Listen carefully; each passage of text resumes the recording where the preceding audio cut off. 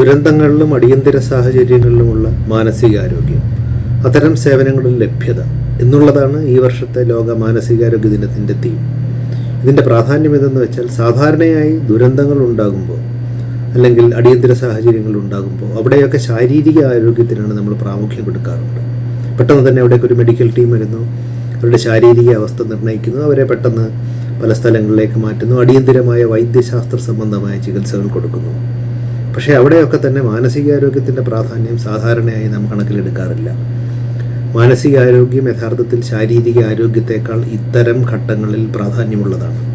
അതെന്തുകൊണ്ടാണെന്ന് വെച്ചാൽ, നിങ്ങൾക്ക് ശരീരത്തിലുണ്ടാകുന്ന മുറിവുകൾ, ഒടിവുകൾ, ചതവുകൾ ഇവയൊക്കെ തന്നെ കൃത്യമായ ചികിത്സ ലഭ്യമാക്കുകയാണെങ്കിൽ കൃത്യമായവ ഹീല് ചെയ്യുകയും മാറുകയും നിങ്ങൾക്ക് യാതൊരു പ്രശ്നങ്ങളുമില്ലാതെ നിങ്ങളുടെ ഭാവി ജീവിതം നയിക്കാൻ സാധിക്കുകയും ചെയ്യും.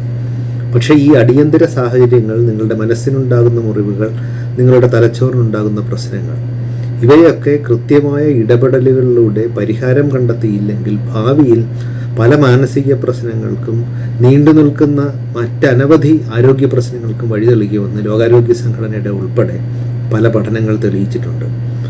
നിർഭാഗ്യവശാൽ നമ്മുടെ നാട്ടിൽ ഇതൊരു പുതിയ മേഖലയായിട്ടാണ് അറിയപ്പെടുന്നത്. 1983 ഭോപ്പാൽ ഗ്യാസ് ദുരന്തത്തിൽ ഇതുമായി ബന്ധപ്പെട്ട ഒരു പ്രപ്പോസലുമായി ഇന്ത്യയിലെ ആരോഗ്യ സംവിധാനത്തിലേക്ക് അന്നത്തെ ഒരു മനോരോഗ ചികിത്സാ വിദഗ്ധനെത്തിയപ്പോൾ അദ്ദേഹത്തിന് അത്ര സ്വീകാര്യത ലഭിച്ചിരുന്നില്ല. സുനാമി ആയപ്പോൾ ഇതിൻ്റെ പ്രാധാന്യം വർദ്ധിച്ചു. ഇപ്പോൾ നമുക്കറിയാവുന്നതുപോലെ ദുരന്തങ്ങളുണ്ടാകും, പ്രകൃതിക്ഷോഭങ്ങൾ ഉണ്ടാകുമ്പോൾ ദുരന്ത ഭൂമികളിൽ ആദ്യം എത്തുന്ന ആരോഗ്യ പ്രവർത്തകരുടെ ഇടയിൽ മാനസികാരോഗ്യ പ്രവർത്തകരും ഉണ്ട് എന്നുള്ളത് നാം അറിയേണ്ടതുണ്ട്. ഇത്തരം മാനസികാരോഗ്യ പ്രവർത്തകർ പ്രാഥമിക ഘട്ടത്തിൽ തന്നെ അവിടെയുള്ള ആൾക്കാരുടെ വിലയിരുത്തൽ നടത്തുകയും അതിനാവശ്യമായ സേവനം ലഭ്യമാക്കുകയും ചെയ്യുന്നു. ഇതിലേറ്റവും പ്രധാനമായിട്ടുള്ളത് നേരത്തെ രോഗാവസ്ഥ ഉള്ളവരുടെ കാര്യങ്ങളാണ്. അവർക്ക് കൃത്യമായ മരുന്ന് ചികിത്സയും മറ്റും കൊടുക്കേണ്ടതുണ്ട്. അതോടൊപ്പം തന്നെ ഇതുമായി ബന്ധപ്പെട്ട പ്രശ്നങ്ങളിൽ ഉഴലുന്നവർ, ഉറക്ക പ്രശ്നമുള്ളവർ, വിശപ്പിൻ്റെ പ്രശ്നമുള്ളവർ, അവർക്ക് പലതരത്തിലുള്ള പരിചരണം ലഭ്യമാക്കുന്നുണ്ട്. മനോസാമൂഹിക പരിചരണം എന്ന് ഉദ്ദേശിക്കുമ്പോൾ അവർക്ക് റേഷൻ കാർഡ് ഉൾപ്പെടെയുള്ള ഡോക്യുമെൻറ്റുകൾ കൊടുക്കുന്നതിനും അവരുടെ പാർപ്പിട സൗകര്യങ്ങൾ ഒരുക്കുന്നതിനും തുടങ്ങി അവരുടെ മനസ്സിനേറ്റ മുറിവുകൾ ദീർഘകാല പദ്ധതികളിലൂടെ തിരികെ കൊണ്ടുവരാനുള്ള മാർഗങ്ങളും നാം നോക്കേണ്ടതുണ്ട്. അതിന് കൃത്യമായ പദ്ധതികൾ ആസൂത്രണം ചെയ്യേണ്ടതുണ്ട്.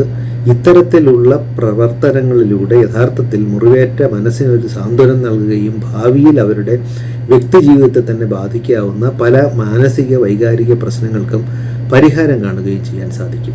ഇത്തരം സേവനങ്ങൾ ആദ്യം തന്നെ അവിടെ എത്തിക്കേണ്ടത് ഏതൊരു പരിഷ്കൃത സമൂഹത്തിൻ്റെയും ഉത്തരവാദിത്തമാണ്. ഇന്നലകൾ ഇന്ന് powered by hotel Chitra, pure vegetarian, Marthandam, Kanyakumari, Nagercoil.